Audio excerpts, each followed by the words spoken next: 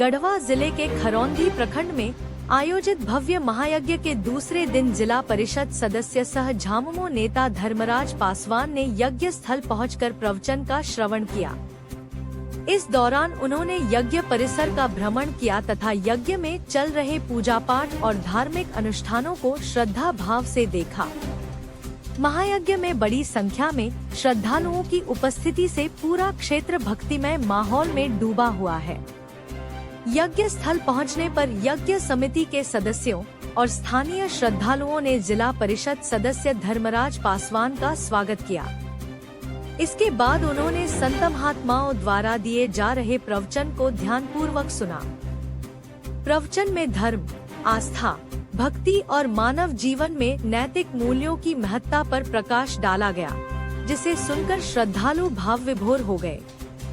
इस अवसर पर जिला परिषद सदस्य धर्मराज पासवान ने कहा कि खरौंधी जैसे छोटे स्थान पर इतना भव्य और विशाल महायज्ञ का आयोजन करना सराहनीय कार्य है। उन्होंने यज्ञ समिति के सभी सदस्यों की प्रशंसा करते हुए कहा कि इस तरह के धार्मिक आयोजन समाज में सकारात्मक ऊर्जा और आध्यात्मिक वातावरण का निर्माण करते हैं।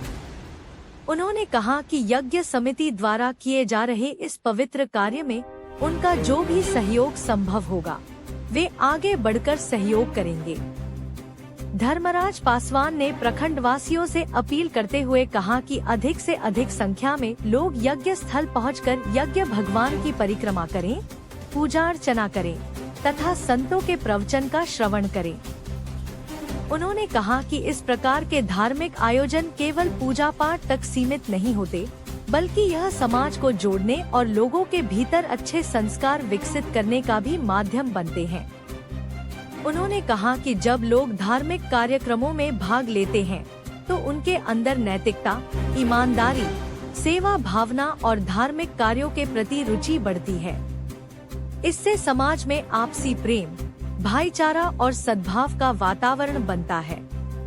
धर्मराज पासवान ने कहा कि आज के समय में ऐसे आयोजनों की विशेष आवश्यकता है, जो लोगों को धर्म और संस्कृति से जोड़ने का काम करते हैं।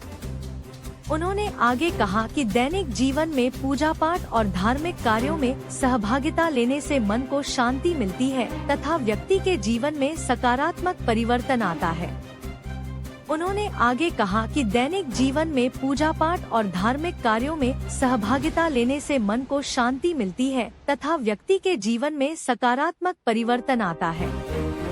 धार्मिक मार्ग पर चलने से व्यक्ति के भीतर अच्छे विचारों का विकास होता है और अंततः मोक्ष की प्राप्ति का मार्ग प्रशस्त होता है।